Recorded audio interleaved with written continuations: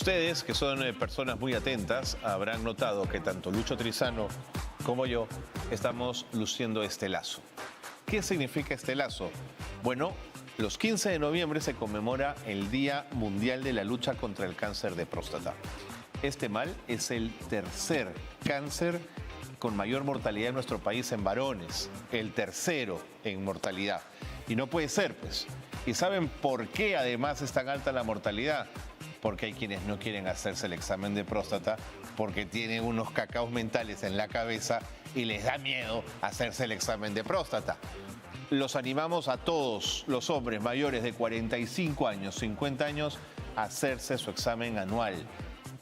Es mejor pasar un mal rato en el médico que vivir con cáncer de próstata ante la posibilidad de encontrarlo en estadio 4 y que ya no haya nada que hacer, ¿no es cierto? Que no haya nada que hacer. Así que este lazo nos haga reflexionar sobre la importancia de la prevención, ir al médico, si hay algún síntoma, rápidamente acudir al doctor para prevenir un cáncer que es tan alto y tan mortal en nuestro país cuando no se encuentra a tiempo. Recuerden este lazo tan importante.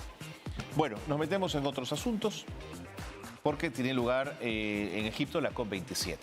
Es la reunión que Naciones Unidas nos propone todos los años para hablar del clima.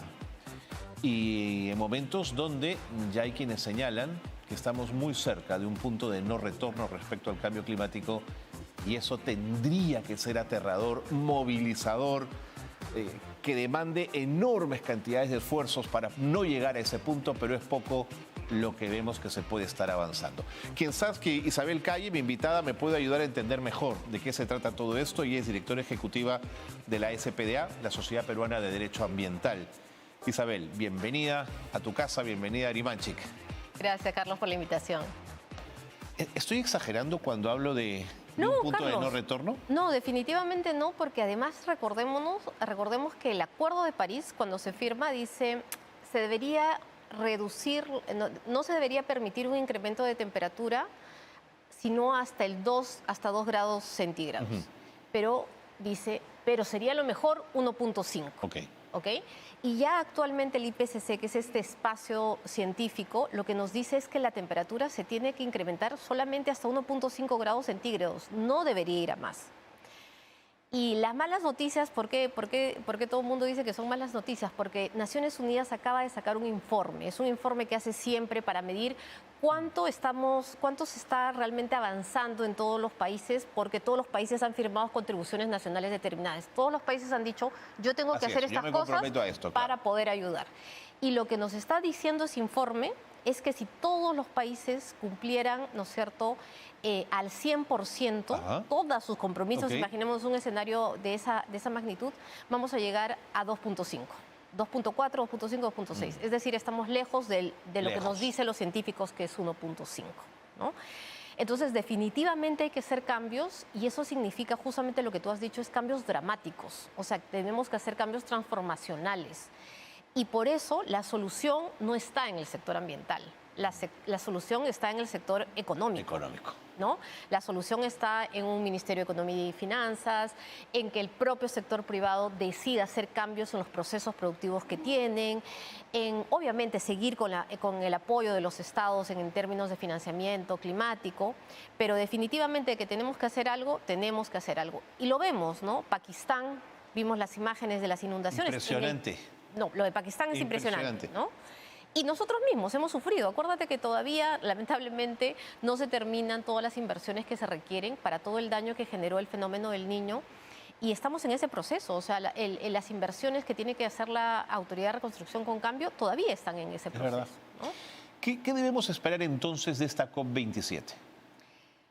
Lo primero, y es algo muy importante para países como el Perú, es el tema de financiamiento. ¿No? O sea, es clarísimo. Compromisos puntuales. Compromisos puntuales. Es clarísimo que Perú, como otros países de América Latina y el Caribe, necesitan financiamiento para invertir en cumplir sus contribuciones nacionales determinadas. Y es interesante porque en la COP27 ha habido una declaración conjunta de las autoridades de alto nivel de cambio climático de la CELAC, ¿no? Que es esta que agrupa a 32 países de América Latina y el Caribe. Lo que ellos están diciendo es, por favor, concéntrense en financiamiento, en adaptación y mitigación, pero especialmente en qué es lo que cómo es que se van a financiar estas contribuciones, porque si no, no lo vamos a poder lograr. Podemos tener mucho interés, pero si ese país no tiene presupuesto para poder hacer esos cambios que van a ser diferentes en un país como Costa Rica, como en Perú, pero se requieren hacer inversiones, no lo vamos a lograr. Y también es importante porque en esa declaración se hace referencia a un informe de la CEPAL. Es un informe preliminar todavía. Pero el informe preliminar de la CEPAL nos dice que llevamos 20 años de rezago en inversiones que necesitamos en los países de América Latina. Toma. Y que necesitaríamos inversiones que son 7 o 9 veces más de lo que se ha invertido hasta ahora para cumplir con esos compromisos climáticos que tenemos.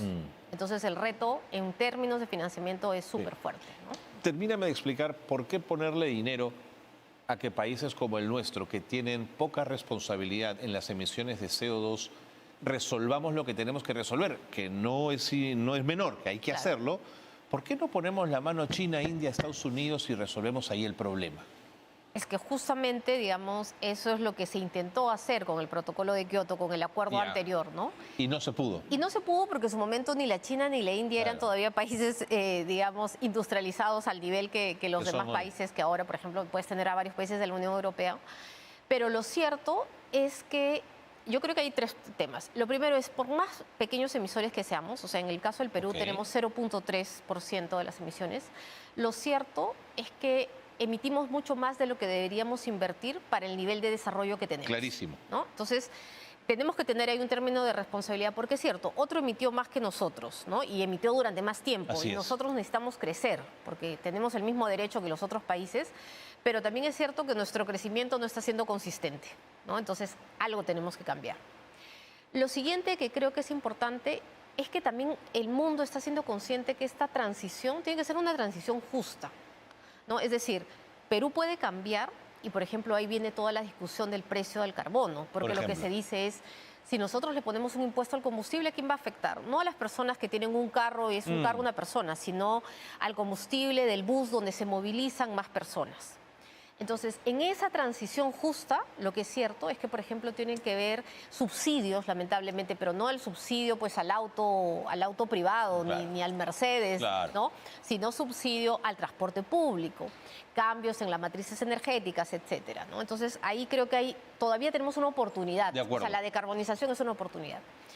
Y lo tercero, porque por más que pensemos que otro contaminó más que nosotros, lo cierto es que hay países que son altamente vulnerables, económicamente, socialmente, ambientalmente. Y uno de ellos es el Perú. El nuestro. Entonces, ¿Es por la Amazonía principalmente? de glaciación, por También, ejemplo. es Estamos perdiendo nuestros glaciares. Inundaciones, todo lo que es la variabilidad de todo esto, del fenómeno del Niño, o sea, que se haya incrementado. Sin duda. Inundaciones, sequías, es parte del cambio climático. Entonces, de que vamos a perder si no colaboramos en este proceso internacional, mundial además, es clarísimo que tenemos que hacer algo, ¿no?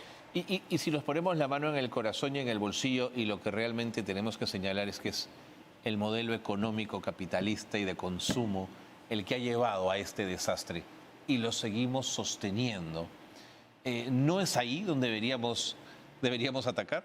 Totalmente, yo creo que ahí tenemos 5 cosas, ¿no? Es un país tan dependiente de combustibles fósiles como el Perú, necesita diversificar su economía. Totalmente. ¿Ya? Si bien es cierto, tenemos mucha generación eléctrica a partir del agua, el agua es uno de los temas vulnerables por temas de cambio climático, ¿no es cierto? Entonces, ahí tenemos que ir a otros lados. Teniendo a la geotérmica posible y teniendo otras solar, así es, eólica, así etcétera. Que no significa que no vamos a tener problemas. Por ejemplo, en España con las eólicas ahora hay un problema. ¿Qué pasó? El problema son dónde depositas todos esos residuos sólidos que se generan, por ejemplo. Mira. O el problema son en dónde lo haces para que no afecte, por ejemplo, las migraciones de aves. Entonces, de que va a haber impacto, sí, va a haber sin impacto, duda. ¿no? Pero es algo mejor de lo que teníamos. Ok. Otra cosa, por ejemplo, hay que reconocerlo, es el modelo de transporte que tenemos, ¿no? Si bien es cierto, la pandemia nos ayudó bicicletas. Nunca he visto tantas bicicletas y scooters en la vida, en el ¿no? Perú en la vida. Lo cierto es que estas iniciativas de movilidad sostenible se están dando en Lima y en algunas ciudades grandes. pero las demás ciudades del país no están avanzando en eso. Entonces tenemos que hacer cambios. Sí. Y esos cambios requieren obviamente una mirada integral. El transporte masivo como el metro sigue siendo muy lento, Isabel. Muy lento yo no voy a ver la línea 2. No, claro, no, sí, definitivamente no la vamos a ver. No la vamos a ver. Es que no puede ser que se demoren tanto para un metro. Sí, y usar el transporte como el metropolitano en horas puntas es casi un sueño, ¿no? Totalmente. O sea, si tú ves Las acá en la colas de Aramburú, colas, colas, pero de, no sé, 5 cuadras, 6 cuadras. Mala calidad de transporte público. Muy mala calidad. Entonces tenemos que hay que diversificar economía, tenemos que cambiar el tema de transporte sostenible, pero también hay oportunidades para países como nosotros. ¿Cuáles? ¿No? ¿Por qué? Nosotros somos un país megadiverso y uno de los temas, uno de los conceptos que no se incluyó como tal, se llama soluciones basadas en la naturaleza en la COP26 en Glasgow cuando se discutió el año pasado. Pero el texto se habla de que la protección, la conservación y la restauración de la naturaleza va a ayudar a el objetivo global de la Convención de Cambio Climático, que es el tema de sumidero. ¿Y a qué me refiero específicamente, por ejemplo? Al tema de las turberas. Las turberas es un tipo de humedal. En el mundo existe, solamente las turberas ocupan el 3% de esos humedal, de todo el territorio en el mundo. Pero lo cierto es que son unos grandes almacenadores de carbono. Ok. Entonces, si nosotros no cuidamos, no protegemos los humedales, como está pasando, por ejemplo, en algunas zonas de Perú, en la Sierra de Lima, sin ir más lejos. Que se están perdiendo. Se están perdiendo porque hay un tráfico ilegal. Así como traficas el mineral, también lo que se está pasando es que estás traficando, estás sacando la turba del humedal y la estás vendiendo. Tremendo. La estás vendiendo, claro, para, no sé, en ciertos centros comerciales todavía no estamos justamente en esa ruta, pero estás perdiendo algo que almacena carbono. Entonces ahí tienes la oportunidad, no te cuesta, no tienes que invertir, no tienes que construir infraestructura gris. Tienes simplemente que conservar lo que ya tenemos. Y un país como Perú, que tiene un ecosistema tan amplio, con bosques, etcétera, puede hacer eso. Entonces, así como los humedales, las turberas, obviamente el bosque amazónico también es una oportunidad de conservación. Pese a que el mismo bosque, por la falta de institucionalidad, está siendo agredido desde varios niveles. Tala ilegal, tráfico de flora y fauna silvestre, minería ilegal, narcotráfico. La penetración del narcotráfico en Loreto parece que es increíble, Isabel. Totalmente. Uno de los temas que más, por ejemplo, se ve y en Loreto cuando has estado es el tráfico de especies, ¿no? Además por la mortalidad que se genera. Salen 100 y realmente lo que se llega a exportar ilegalmente es menos de 10. Es menos de 10. Porque en ese tránsito mueren muchos. Con riesgo de impacto zoonótico, ojo. Como lo que ha pasado en la pandemia, que creo que no somos tan conscientes. Y yo nos olvidamos, creo, de ese tema. Y tienes toda la razón, el problema está en que justamente son problemas, pero cuando medimos cuáles son las preocupaciones de las personas, cuando hablamos de los temas ambientales, o sea, si tú hablas de cuáles son las preocupaciones ambientales, todos nos vamos a referir a eso.